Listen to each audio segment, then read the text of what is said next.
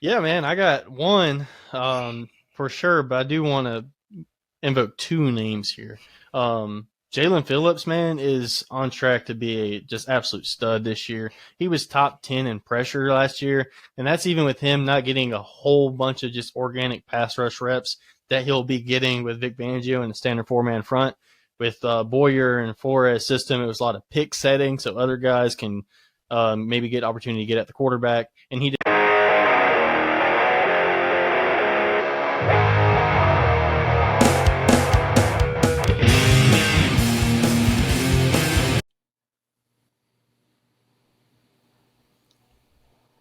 All right, welcome to Hot Route Takes. Today, we're going to do a deep dive on my favorite team, the Miami Dolphins. And these two guys are going to ask me questions. I'm going to respond, and we're just going to talk about Miami for a little 30-minute pod. We're going to try to be quick today, but you guys want to go ahead and jump into this thing?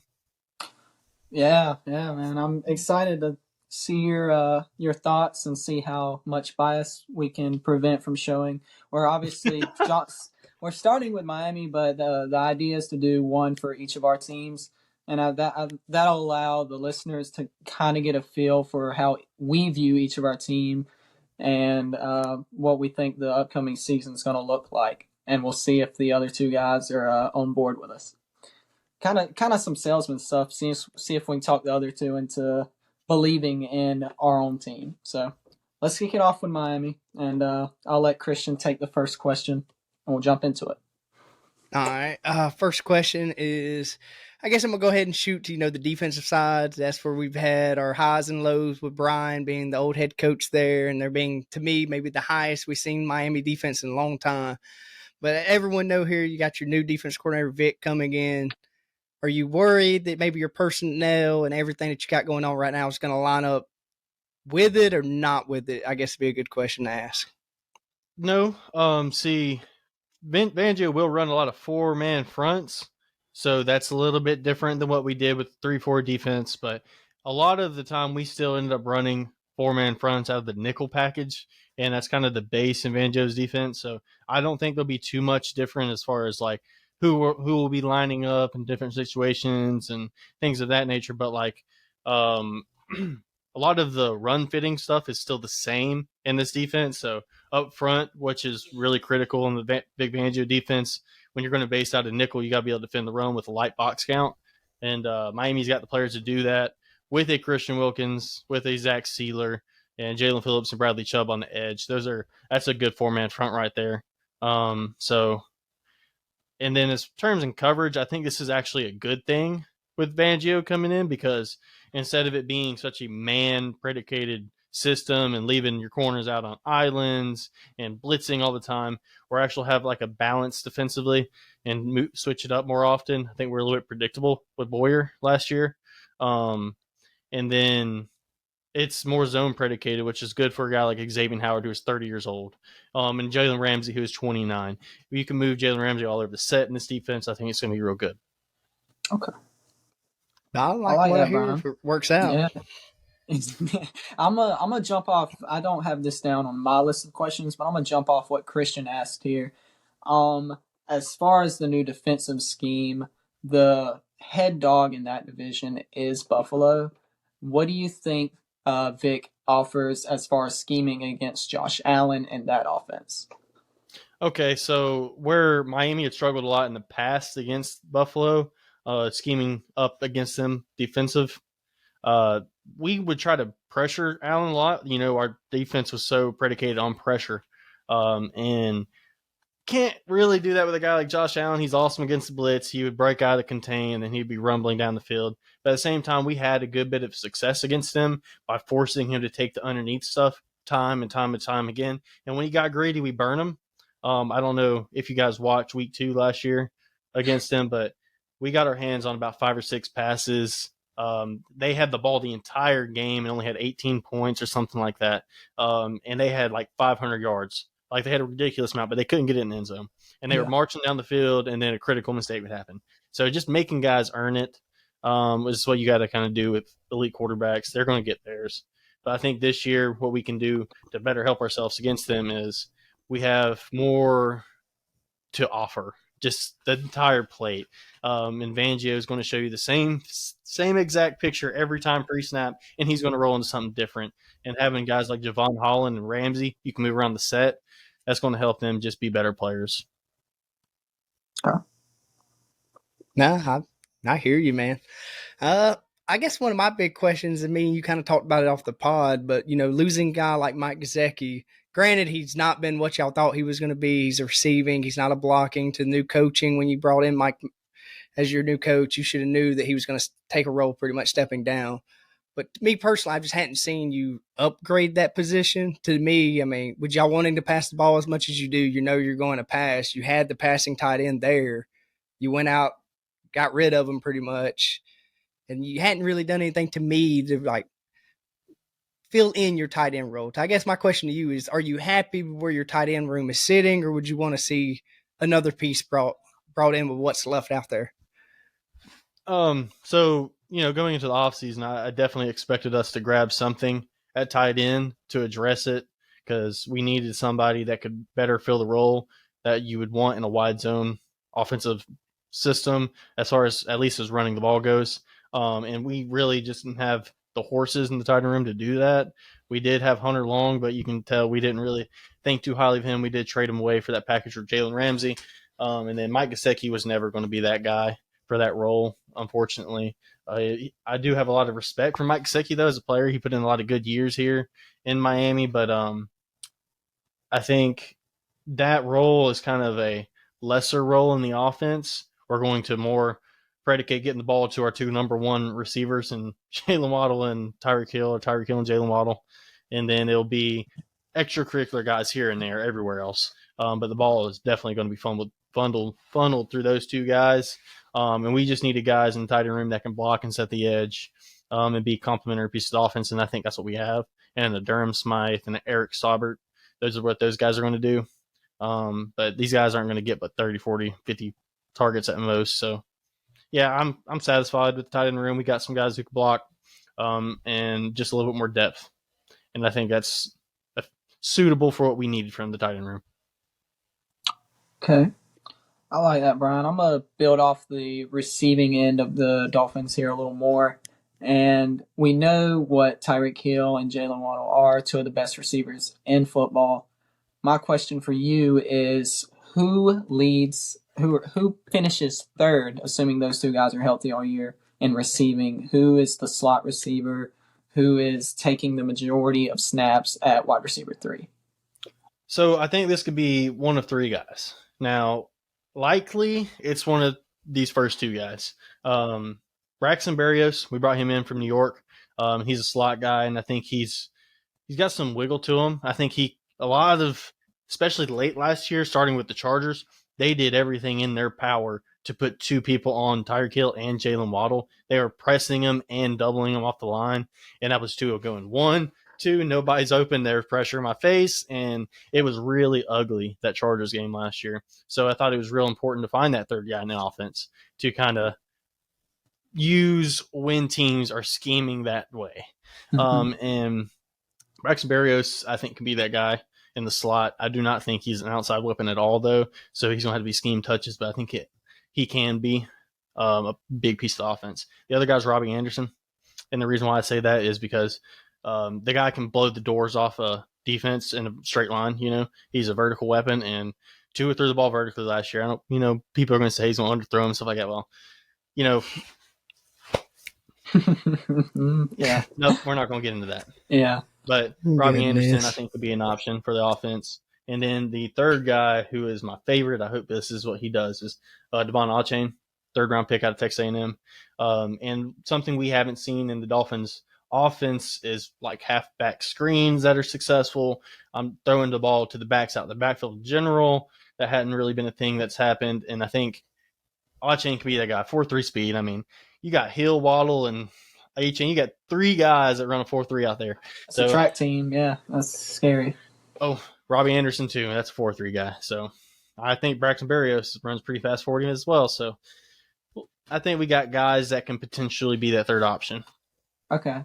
Well, one note on that. You mean Robbie Chosen now? The Sorry. chosen Yeah. baby. Robbie Chosen, not Chosen Anderson. Robbie Robbie Chosen. Chosen now. I Yeah. can't wait to hear that on the broadcast. Goodness. Well, I'm gonna keep it on the offensive side. But another question is, me personally, I know last year, me just watching y'all pass the ball a lot. In my head, I was thinking with all these free agent running backs, y'all would maybe snag one at this point, and you hadn't. So your running back room is really the same.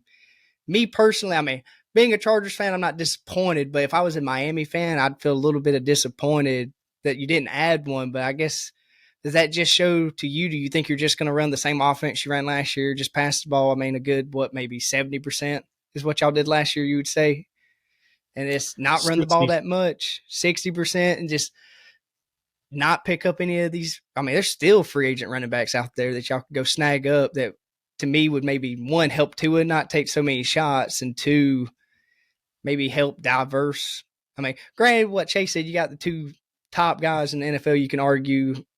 So, why not pass? But I'm just, to me, just a little disappointed that you didn't go and add one of these running backs that you could have got. Yeah. So what I would say to that is that first off, last year, what ended up happening when defenses kind of caught on to Miami is they were letting their linebackers get like a lot of depth. If you watch the Chargers game, the 49ers game, these linebackers were bailing immediately and getting back and catching those deep intermediate throws. And they had a lot of success with that. And I think the easy answer to that is running the football, suck those linebackers up, push the line of scrimmage. I hope that's what we do. So I was hoping to see an investment into the run game, but it really doesn't look like there was much of an investment personnel wise. We kind of ran it back with the personnel in the running back room. We didn't really do a whole lot with the tight ends, but we did enough to where maybe we can run some of the wide zone we didn't last year because we just couldn't block it on the edge. And then on the offensive line, we got Isaiah Wynn in here. And Austin Jackson, he's a piss poor pass protector, but he is actually net positive in the run game. So I think we could get the run game going if you look kind of at what happens with these Shanahan disciples. Is that first year they're kind of setting their scheme into place, and then the second year things kind of fall into place. I think that's what they're hoping with a lot of this with the young guys across offensive line, like Adrian Meikenberg, like an Austin Jackson. Guys, these young players have had a different offensive line coach and OC every single year they've been in the league. So getting some continuity will only help these guys. And then as far as the running back room itself goes, they weren't necessarily bad last year as far as running the rock. They were just not getting enough looks. They were 31st in looks, but they were actually somewhere middle of the pack as far as yards per carry. So I don't hate the running back move. Do I wish we would have maybe got something a little more dynamic? Maybe. But we did draft a running back in the third round. That's a high investment for a running back in the draft. And he does have potential to fill a role in this offense. Even if it's just kick returner, he'll have touches. Okay.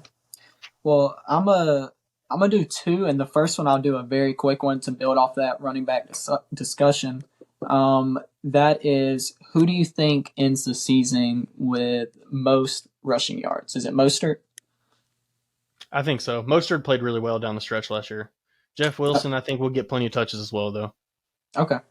All right. Well, we'll move on from that. One for you is maybe I touched on possibly having for the Chargers too. This is more of a generic question. I'd just like to hear your thoughts on. Besides Tua, what player do you think y'all can least afford an injury to? Besides Tua, Yeah. I would say it's either got to be Tyreek. It's got to be Teron Armstead. It's got to be Teron Armstead. I was going to say Tyreek Hill or Jalen Waddle just because so much of the offense is ran through them, and so much of the offense is based around the fact that you can't guard both of them. Mm-hmm. But when we lost Teron Armstead last year, dude, that was a huge hit to the offensive line. He's Yeah. such a major part in setting protections and helping get people lined up and just being the steady player in and out. That's what we just don't have on the offensive line, on the tackles anyways. And you know it sucks because he's going to lose. He's going to miss time. And when he does, it's going to suck. So it's got to be I Teron agree Armstead. with you because when you got to look at who you're replacing that injured player with, say Hill or Waddle goes down, you're kind of like you don't want to be without both or one, but you're replacing the other with the other, so you can afford that injury more, I think, and the line heavily depends on a healthy Armstead, in my opinion. Yep, sure does. Big weakness too, right Yeah. there. I got a question on the defensive side of the ball. You've talked off the pod about this guy, but I don't think any of the pod knows how much a believer of this guy you are. So we hadn't really talked about it. So I'm going to let you have maybe your moment to talk about this guy. And other than Christian Wilkins, who on that defensive line do you see stepping up and maybe being what we see with the Chargers and all these other teams that have a duo? And really, the Dolphins, we seen just Christian Wilkins, and he hadn't got that help that maybe – I ain't gonna say he was hoping for it. The guy, I mean, he's a hooper. He is demolishing the inside of the line, and even when he shouldn't be in the backfield, somehow he's there. But there was one guy on the defense line. You go, I'm thinking this guy right here is going to be the one that steps up and provide us some more pressure, blows up in the back of the, in the field. Yeah, man, I got one for sure, but I do want to invoke two names here. Jalen Phillips, man, is on track to be a just absolute stud this year. He was top 10 in pressure last year, and that's even with him not getting a whole bunch of just organic pass rush reps that he'll be getting with Vic Fangio in the standard four-man front. With Boyer and Flores' system, it was a lot of pick setting, so other guys can maybe get opportunity to get at the quarterback, and he did quite a bit of that. But, dude, if you watch this guy play, he's got everything in the toolbox. This guy is – I think 6'4", 6'5", 270, and he's very fast. He's athletic. I mean, he's got everything you'd want from a edge rusher. He's got all the tools, and he was top 10 in pressure. Now, I don't think he has the sack production to speak for that, but like I said, he was always there. He was just a few steps from making a sack here and there many times. His pressure rate was really high. And then Bradley Chubb on the other side is also a stud. People don't recognize that when he came to Miami, he was dealing with a high ankle sprain he played with for the rest of the year. And when he came, he came about halfway through the season, right? We had 15 sacks. The rest of the way, we had 25. Now, that's a heck of a boost in sack production. And a lot of that has to do with having two guys on one side, one on the other. And Bradley Chubb and Jalen Phillips, for my money, that's a pretty solid duo. And I think they'll just get better under a real defensive coordinator, Vic Fangio. Not no clown stuff we had last year in Josh Boyer. But goodness. Tell us how you really feel. I mean, it was 3rd and long, and we send the house and play cover one, and they hit us on a freaking dig route or a crosser, or the quarterback breaks the pocket and runs for 30 yards. Dude, I saw it too many times. It's time for a new DC. All right, well, I'm excited for Phillips this year. I think he, like you said, he's got everything you want in a pass rusher. So I'm excited to see with the reps and opportunity if he takes that next step and gives us the production because he's shown flashes as you touched on. Sure. Okay, well, I kind of had that in one of my questions, so I'll skip over that. We'll go with a couple. You can touch on both of these if you like, or you can just focus on one. I've got weakest position group on the team and your strongest. Dive into those. Weakest, I have tackle. We got Teron Armstead and quality players, that is. Austin Jackson on the other side, former first-round pick in 2020, 18th overall. He just hasn't panned out. Last year he got hurt, and then he came back and he got hurt again. And he's actually lost a lot of weight and looks to be in tremendous shape. So it'll be interesting to see what he can do. I haven't completely lost hope, but, man, it's just been so rough so far. But offensive linemen, you never know when that light bulb will click for them. When they got the tools from an athletic perspective, you can hope. He's got that. As far as that, though, we don't really have a solid swing tackle. Isaiah Wynn has played tackle. He played right tackle for New England last year, but he wasn't very good. He was solid at left tackle, though. I do think he'll play left guard, and if something happens to Armstead, he'll slide out the tackle, and you'll have Austin Jackson on the right side. And Robert Hunt played tackle in college and his first year. So we have players. It's just not very good, in my opinion. If we lose Armstead, we got to slide people out. Now we're entering replacement level players in the starting lineup, and Liam Eichenberg, and we already have one in Austin Jackson. So it's kind of where my head is with that. And then our strongest is receiver. I think everyone knows it. I mean, you could argue corner as well, but I mean, Tyreek Hill and Jalen Waddle speak for himself. Yeah, I agree on both of those fronts. Yeah, I had a question kind of leaning towards him, but since he hit on that, I'm going to go, I guess, in a different direction. Really, I guess I got a couple more, but one I'm curious on. In reality, if Tua stays healthy, what do you see like y'all's outcome of this season? Like, I guess, do you see him playoff bound? Don't be a realist. And just where do you really see this team? And say, I mean, Armstead, you didn't hit on that. Hope he don't get hurt, but just his pass is his pass, and he's most likely misses games. But say the season goes how you're thinking, no injuries. Where do you see Miami kind of at the end of all this? Okay, so where my head goes is it's kind of, for Miami at least, this isn't the case for a lot of teams, but it's about can you endure the regular season and be in a position to play your best ball in the playoffs. If that happens, which is, you never know, right, with injuries, but Miami has a lot of injury-prone players that are in important positions. It's just, can you endure the regular season and be healthy enough to go on a run in the playoffs? Can you get into the dance, and can you be healthy?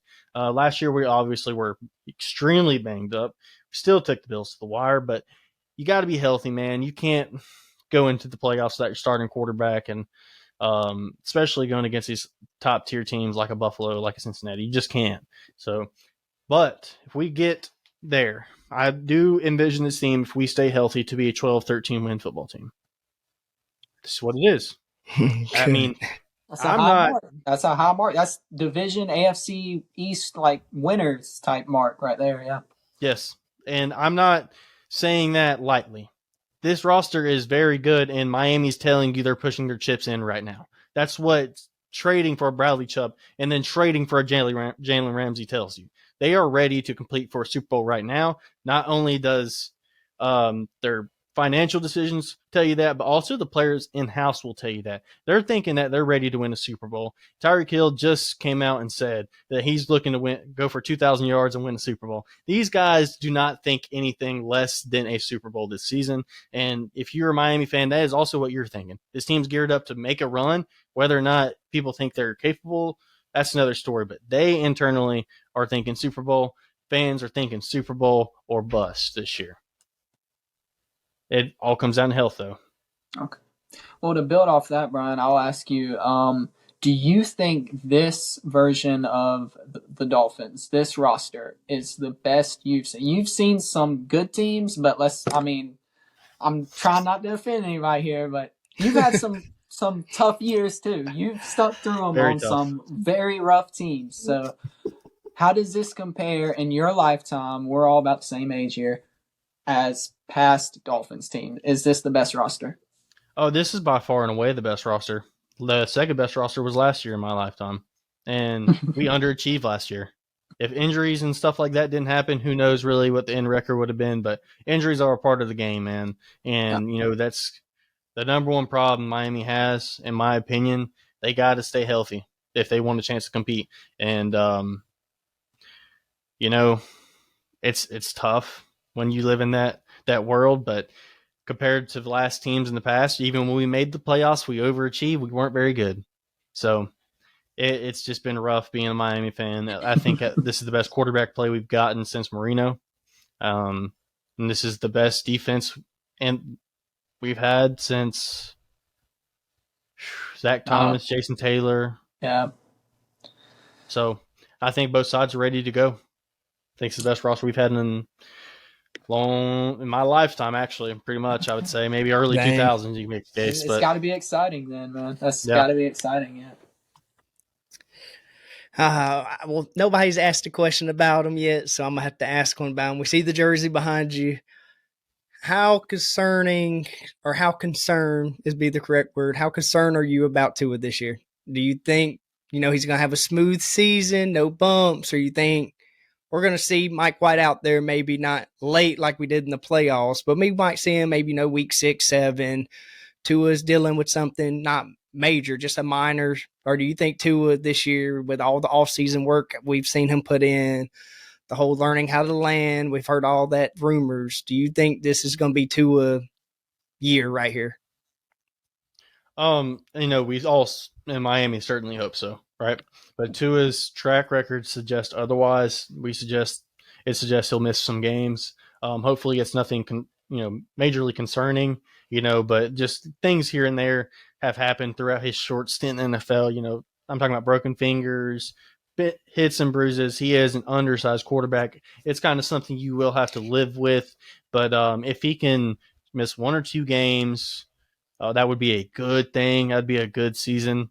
I think if that is all he misses and he's healthy in the playoffs, that is ideal scenario in my opinion. Because you can't expect the guy not to miss any games, right? But I mean, he's missed games extending all the way back to his college time. So, but I do think he's doing the right things to put himself in the best possible position to be healthy. And that is doing the judo. That is bulking up. He looks much bigger. 230 pounds is what he's been reportedly at. And a lot of people wouldn't believe that. 230 pounds is actually a pretty big quarterback. Oh, yeah. And so I don't necessarily think he is a small guy anymore. He's on the smaller end, yes, but he's bulked up. I think he's about the Russell Wilson type body. And I think he has potential to stay on the field a little bit more this year, for sure. That's nice. I'm getting towards the end of mine here. I'll go with a rather quick one. I think I know how you feel about this player off record. And it's a position that doesn't get talked about a lot, but on good football teams, when the moment matters, it's all anyone can talk about. Do you think Jason Sanders finishes the year as y'all's kicker? He had a rough one last year from what I saw. Yeah, so he had a worse 2021 and he kind of rebounded last year. Okay. But I do think he stays the kicker for now. And the reason why I will say that is because it doesn't seem like Mike McDaniel puts a whole lot of emphasis on the special teams unit. And I say that because we had one of the worst special teams units in all of football last year by a lot of metrics. I'm talking about kick coverage. I'm talking about kick returning. I'm talking about punt team. Actually, let me take it back. Punt team was good. Thomas Morstead did his thing, but punt coverage, I mean, just across the board, it wasn't very good. And so instead of looking for a new special teams coordinator, they ran it back with Danny Crossman after having one of the worst in the league. So for me, it doesn't look like we'd be looking for any upgrades anytime soon. I haven't heard so either. I think Jason Sanders his job is safe unless he loses us some games this year, which he very well could, especially over 50 yards in crunch moments. I have one more, I guess, this is probably near the end of my list also. I'm a Chargers fan. People know that now. I have your defensive coordinator, I guess you could say, one of his disciples. I see what we do with Derwin James. I'm curious, with you going on and adding a Jalen Ramsey, do you kind of see them maybe giving Jalen Ramsey, I guess, the Derwin James treatment where he can kind of come up to the line, blitz, back off, play safety, move him to corner, move him to linebacker? But I don't know. That's what my question to you. Do you see Jalen Ramsey accepting that role, or do you see him being more of just moving to safety is kind of what we've heard? But what do you think y'all are going to do with Jalen Ramsey? I think Jalen Ramsey will probably be Vic Fangio's chess piece in this defense. He's going to be moved around wherever Vic Fangio wants him because Ramsey's just such a versatile player. I don't think you can box him in and say he's a corner. I don't think you can box him in and say he's a safety. And Ramsey himself will tell you he's a defensive back.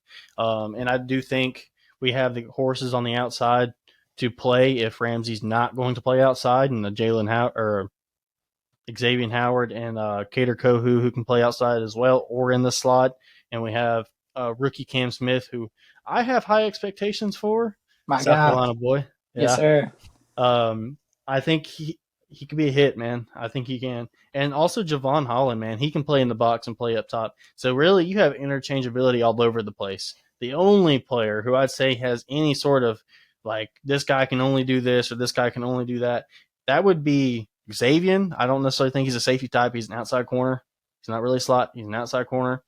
Then our other starting safety, more than likely, Brandon Jones. That's a rat in the hole type player. You don't want to be playing a lot of man with him, but he can play those underneath zones quite well and blitz quite well. So, but I'm talking Cam Smith, Kader Kohu, Jalen Ramsey, Javon Holland. They can play all over the place. So it's going to be interesting to see what Vic Fangio does with those guys. I like it. I like it. It's going to be a totally different look on defense, I think, as far as utilizing and putting the great players, because y'all have talent on that end and putting those guys into position to be successful. So I'm excited to watch some of it. I'm going to end my Dolphins questions here with Xavier Howard. The guy's been widely regarded as a top corner throughout his career. Last year was his roughest. Do you think he bounces back? I do. I don't know how many people know what was going on with Xavier Howard last year, but he had groin injuries on both sides. And talking about playing man coverage on an island with 2 groin injuries, that's rough. Yeah. And that kind of happens because Byron Jones, our other high money corner last year, didn't play a snap. Our third corner, Nick Needham went down. Nick Needham went down with the Achilles tear, I believe. Our fourth corner we had Alexander. We had a couple. Trill Williams went down with the ACL tear as well. We had another guy we signed in the preseason went down immediately. We just had our second, third, fourth, fifth corner go down. So, when that happens, it kind of messes things up. And Xavier had to play a lot of snaps, banged up. But what I do think is if he's healthy, he's coming into a zone-based scheme, which fits his play style better at this point, and being a little bit older. He's always been a very instinctual player, hence he has most interceptions in the NFL since 2016. He gets his hands on footballs, and I think with Vic Fangio, he's going to put him in position to do that. I think he can bounce back. I don't ever think he'll be a lockdown outside man corner again, though. I think those days are behind him. Got anything left, Christian? Or are we wrapping it up here? Last little question. He kind of hit it on this guy. I wouldn't know about this guy, honestly, if it wasn't for Brian, to be honest with you, but he's put me on this guy, kind of say, hey, once they drafted this guy, this was one of Brian's. I told you so, guys, that they got Javon Holland. We've seen him, at least from what I've seen his rookie year to this next year and what he's been able to do. Do you think this is maybe his stopping point? Do you think he's fully developed, or you think there's maybe one more step that Javon Holland can take? I think Javon Holland has potential to be the best safety in the NFL one of these days, potentially an all-pro player. And I'm not – man, look, it's easy to get up here and be a biased Dolphins fan, but, dude, we are just so loaded with talent compared to years past that we just have guys that can break out at any moment with all the draft picks we had over the last several years. I wanted to give a hats off to Chris Greer because he's done an excellent job assembling this roster. This team is ready to go. And Javon Holland is in position to break out, man. Last year, man, it sucked. That's like one of my favorite players on the defensive side of the ball. And with this pressure scheme, we're talking about 7 guys up on the line of scrimmage, blitzing, the linebacker drops off, quarterback throws a little slant pass, and then the guy's tackled. Javon Holland's 15 yards off the ball playing one high. He's not seeing the ball at all. Like the whole game at times. They're throwing these little check down passes, and they're tackled, 10-yard gain, 5-yard gain, 10-yard gain. And then one busts deep, and Javon Holland makes a tackle. I mean, he just wasn't involved, play in and play out. I think Vic Fangio will bring him closer to the line of scrimmage, have these shells rotating. I think Javon Holland is in position to have a breakout season. Whether or not he does will be up to Javon Holland, but very, very high praise for Javon Holland. I guess I guess some icing on the cake. This would be definitely my last question, but me personally, just talking the offense to the defense, just me listening to you, I feel like you're more excited to see this defense than you are this offense this year. Would you say that's a true statement? Well, I think we kind of know what to expect from the offense. You know what I'm saying? And really, with the offense, it sucks because in 2021, our defense was awesome. And our offense was slacking. And then the next year, if you have any expectations, you expect the defense to be good and the offense to kind of take a minute. The offense came out firing and the defense never caught up.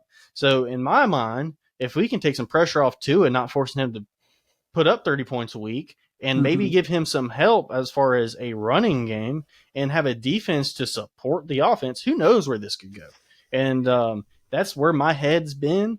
I'm just hoping that it don't fall apart on us. A couple key injuries could make this whole thing crumble, man. Teron Armstead goes down. Jalen Ramsey goes down. Boom. So I'm just hoping health gives us a chance. Sure. That is the case with all of us, as we know, in this league. I guess to wrap it up here, I'll let you do this, Brian. Give yourself your biggest question for this team and then wrap us up. My biggest question is, how are you going to adjust to what defenses did last year near the end of the season? We kind of saw offensively the wheels come off at times against the Chargers. Boy, that was a brutal game. And they get to play week 1. So I'm very excited to see what that looks like, because Brandon Staley called a masterful game plan, and Miami just couldn't do anything offensively. And that was the first team to really stop them all season long.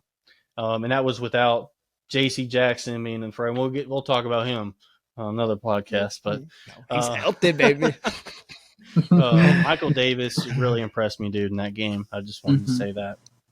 But that's my biggest question. And then also tackle depth, keeping Tua upright. That's another question. But I feel like that's said so often, I wanted to introduce something else. So, okay. Well, I think we're done on the Dolphins here then. Yep. And final prediction, my actual prediction for the squad this year. I think we go 12-5, first place in the AFC East, and closely. And I'm not calling a Super Bowl, but I do think we make the AFC Championship game. That's my call. I think we'll probably end up losing to a KC or a Cincinnati, man. But that's until we beat them. Even Buffalo, man. This is a ballsy take, but that's where I'm at. But I think that closes the show. Anything else before we close? We'll get into our Dolphins predictions when we do our little standings. Because I know me and team you leaving out. Them going 12-5. Golly. Yep. That was exciting, though. I'm glad to hear your insight on, because I think me and Christian both acknowledge Dolphins are a talented team. We're obviously really looking forward to week 1, especially you two guys. I'm going to be, as far as after my Ravens game, I'm checking that one out. So I'm just glad to learn a little bit more about your team. Sweet, man. I appreciate everyone who came and listened. And next pod, we'll get into the Chargers. So be sure to be tuned in. Peace, guys. Peace. Pretty good episode, guys. Pretty good episode.